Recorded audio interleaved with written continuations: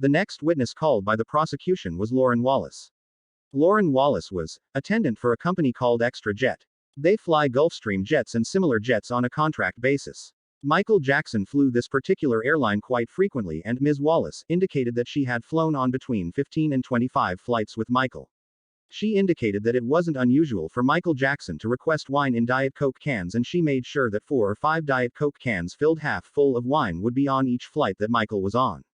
The defense's argument for this was that Michael did not wish to have his children, who flew with him most of the time, see him drinking, so he would disguise it in Coke cans. Also, the witness said that it wasn't unusual for Michael to have a few of the mini bottles of liquor stored in certain parts of the aircraft, and generally in an upper location somewhere in the lavatory area where he could access the mini bottles and where they were out of reach of children. Cynthia Ann Bell. Ms. Bell was a flight attendant on anywhere from 3 to 6 flights that Michael Jackson was on. She was the flight attendant on the flight from Miami, Florida back to Santa Barbara, CA, after the Bashir video and the meeting in Miami. She indicated that she had been a flight attendant for Extra Jet for approximately 7 years, and she sort of put a new twist on what happened as far as the alcoholic beverage in the Diet Coke can was concerned.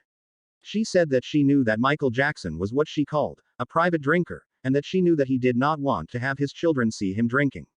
So that was, I understand, the primary reason that he had the wine in the Diet Coke can.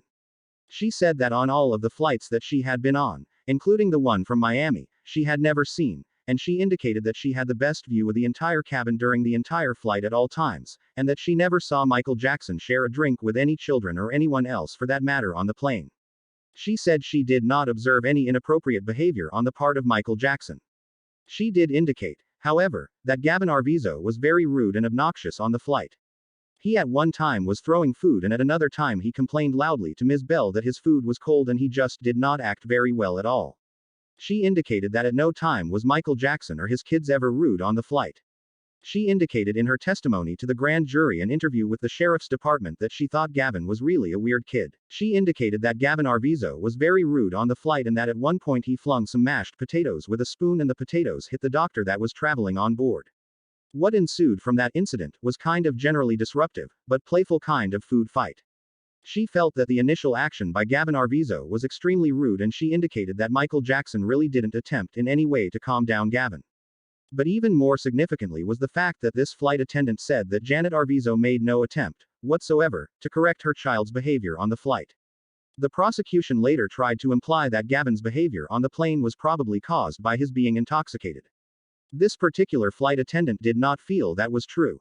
She felt that he had exhibited this type of behavior from the very moment that he was on the plane until the time that he offloaded the plane, and that he was not intoxicated, and that this was just his rude behavior. She said that Gavin did not appear to be intoxicated. She said that at one point in the flight, when Gavin was listening to his music earphones, that Michael kind of leaned over against him while Gavin was listening to music. It was never revealed as to whether this leaning over was because Michael was also trying to listen to the same music that Gavin was listening to, or whether it was for some other purpose. The prosecution tried to imply that Michael was cuddling with Gavin, and she, Ms. Bell that is, said that she didn't consider it that way. The prosecution said, "Well, what would you consider cuddling?" Ms. Bell said, "Well, I would have to demonstrate that to you," and that statement really brought down the whole courtroom in laughter, because everyone, of course, could picture Ms. Bell cuddling with Attorney Auchincloss. That gave a very funny word picture impression, I guess.